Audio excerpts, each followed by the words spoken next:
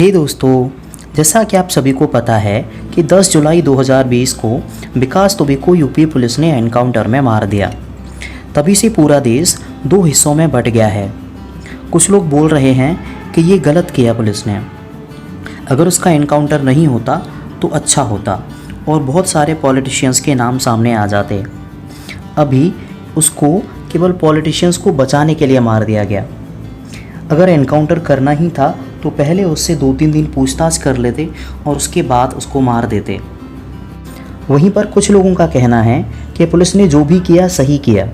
सैकड़ों परिवार जिनको विकास दुबे ने उजाड़ दिया था उनको राहत की सांस मिली होगी। ऐसे क्रिमिनल्स के साथ यही होना चाहिए, जिससे गुनहगारों के मन में पुलिस का डर बैठेगा और इस तरीके की घटनाएं रुकेंगी। खैर, ये दोनों पक्ष थे जो अपनी अपनी बात कह रहे थे। आज हम इसी बात को जानने की कोशिश करेंगे कि आखिर क्या सही है और क्या गलत। तो चलिए शुरू करते हैं। कुछ लोग कह रहे हैं कि विकास दुबे के साथ कानूनी कार्यवाही होनी चाहिए थी, उसको न्यायालय से सज़ा मिलनी चाहिए थी। न्याय करने का अधिकार न्यायालय के पास है। मैं आपकी बात से सहमत हूँ, लेकिन अगर आपके न्यायालय में इतनी ही आस्था है तो आपने खुद बिना किसी न्यायिक जांच के ये कैसे मान लिया कि एनकाउंटर फर्जी ही था। हो सकता है कि पुलिस वाले जो भी बोल रहे हों वो सच हो, विकास दुबे ने सच में भागने की कोशिश की हो, और ऐसी स्थिति में पुलिस सीआरपीसी की धारा 46A और 46B के तहत गोली चला सकती है। हो सकता है कि कुछ ऐसा ही हुआ हो और पुलिस को उसको मारना पड़ा हो। अब मान लीजिए कि अगर पुलिस गोली नहीं चलाती और वो भागने में सफल हो जाता, तो क्या पुलिस पर सवाल नहीं उठाते?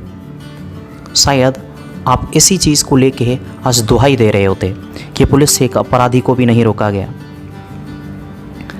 खैर, अब बात करते हैं कि अगर विकास दुबे जिंदा रहता तो वो कितने राज खोलता या फिर कितने पॉलिटिशियंस को वो फंसा देता। सच तो ये है कि जितने भी राज वो खोलता वो सारे राज हम सबको पहले से ही पता हैं और कोई भी राज कुछ नहीं कर सकता। मुख्तार अंसारी, जो विकास दुबे से कहीं ज़्यादा बड़ा गैंगस्टर था, पिछले 15 साल से जेल में बंद है।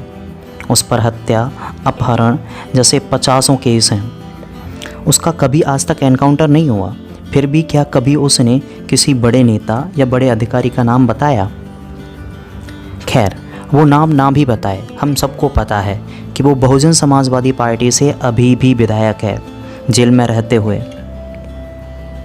पॉलिटिकल लिंक्स क्लियर हैं। क्या किसी को आज तक कोई सज़ा हुई? अतीक अहमद भी समाजवादी पार्टी से एक ऐसे ही सांसद का नाम है। आप गूगल पे सर्च कीजिएगा, आपको पता चलेगा उसके बारे में। उसका भी कभी एनकाउंटर नहीं किया गया। क्या उसने आज तक किसी को सज़ा दिलवाई या उसने कभी कोई राज खोला? इन दोनों के ही पॉलिटिकल लिंक भी क्लियर हैं और हमें ये भी पता है कि इनसे सैकड़ों पुलिस वाले भी जुड़े होंगे, लेकिन आज तक इन्होंने कभी किसी को सज़ा नहीं दिलवाई, या फिर ये कह सकते हैं कि इनकी वजह से कभी भी किसी को भी सज़ा नहीं हुई। सच तो ये है कि हमारे देश की जनता को भी सब कुछ पता होता है कि कौन कितना बड़ा अपराधी है। किसी को इससे कोई फ़र्क नहीं पड़ता। वो सब कुछ जानते हुए भी अपना वोट तक इनको दे देते हैं। आप सोचिए कि जो व्यक्ति जेल में है मर्डर के केस में, वो भी इलेक्शन जीत जाता है, तो विकास दुबे के राज खोलने से किसी को क्या ही फ़र्क पड़ना था? शायद बस वो 2 या 3 दिन हेडलाइन बनती और उसके बाद कुछ नहीं होता। अब हम बात करते हैं कि अगर सब कुछ न्यायालय में होता तो क्या होता। उपलब्ध डेटा के अनुसार भारत में गंभीर अपराधियों को सज़ा मिलने की दर करीब 40% है। मतलब 60% हत्या करने जैसे गंभीर अपराधी भी सबूतों के अभाव में छूट जाते हैं। खुद विकास दुबे को भी बहुत सारे मर्डर करने के बावजूद आज तक कभी सज़ा नहीं हुई।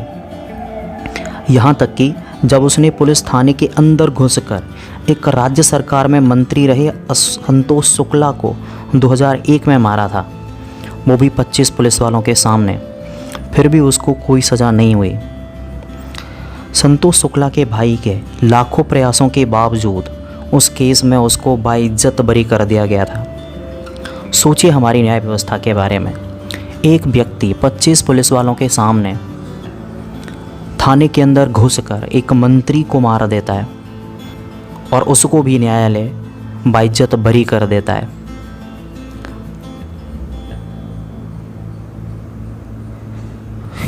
क्या आपको लगता है कि उसको अब कोई सज़ा होती?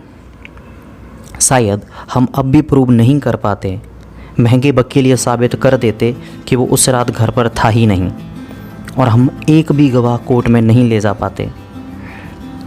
शायद किसी दिन वो भी विधायक या सांसद के पद के लिए खड़ा हो जाता और जीत भी जाता। खैर, ईश्वर जो भी करते हैं उसके पीछे कोई ना कोई वजह ज़रूर होती है। आपको क्या सही लगता है, क्या गलत, हमें कमेंट करके बताइए। मिलते हैं आपसे अगली वीडियो में। तब तक के लिए धन्यवाद। जय हिंद।